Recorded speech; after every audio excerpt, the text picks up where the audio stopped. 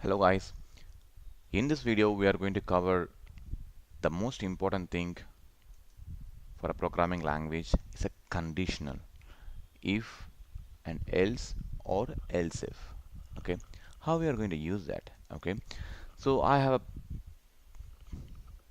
going to write a new program to check how we are going to proceed with the if else part. Okay, so I have a variable called a and b which holds the different values.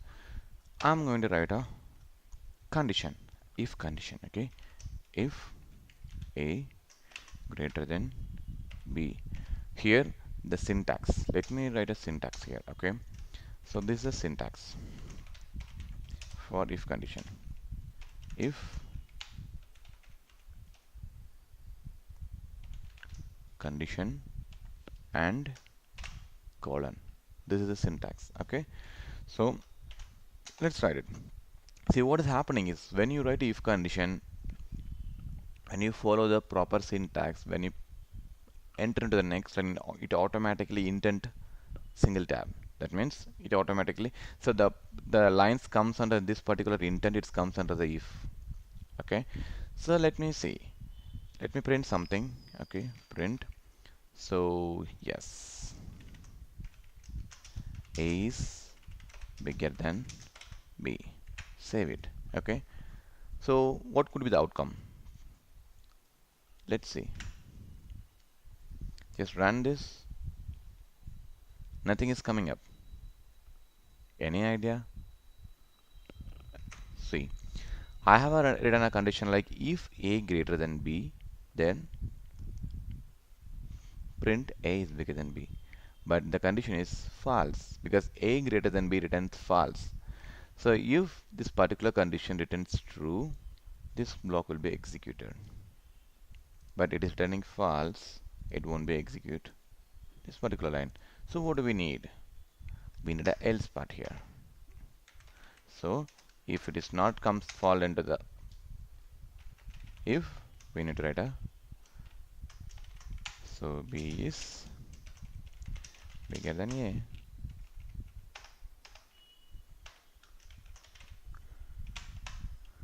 Save it and run it. See, b is bigger than a. This is how the logical work.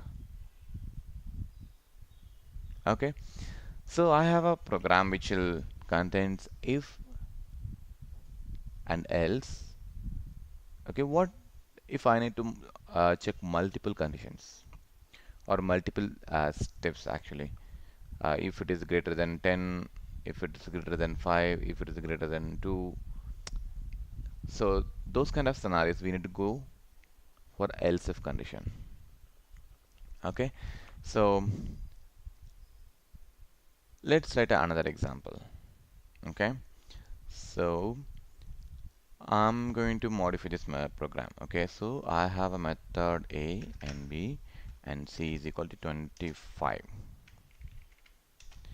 Okay, so if a greater than b, then it will come to this, or else if the syntax is lf. This is the syntax. See, the keyword has been highlighted as a orange letter. Okay, and you need to provide a condition here. Okay, so b greater than a. Okay,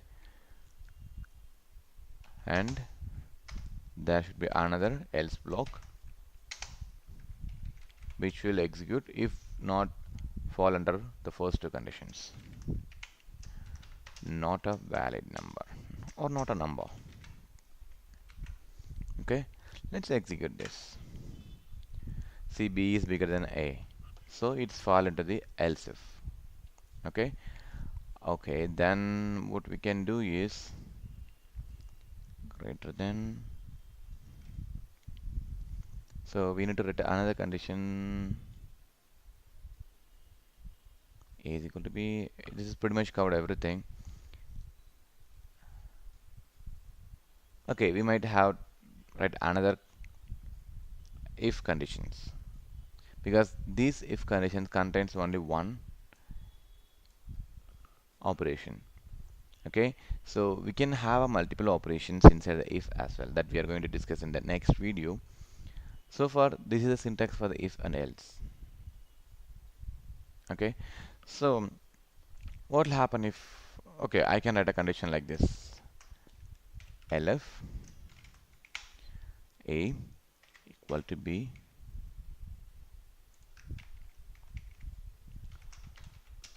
both are same.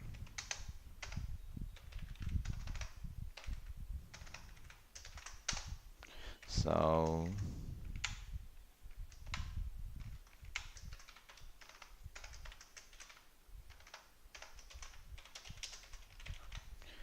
not a number. See, there is a minor bug in this program, but we'll see how, what is the outcome of it. Just run this. See, b is bigger than a. Nothing is wrong. Okay, I don't need a c here anymore. So what we are expecting here, both are same, right? Let's execute this. Both are same. Okay, so this particular else condition will only fall if there is no if is executed, or it's not fall under any if conditions. Okay, so just try with some different combinations. Okay, because in the next video we're going to again discuss about the if condition, but it will has a some different way of handling it, because we are only using the comparison operator here, but in the next video we are going to use the logical operators as well, combined with the comparison operators. Okay, thank you guys.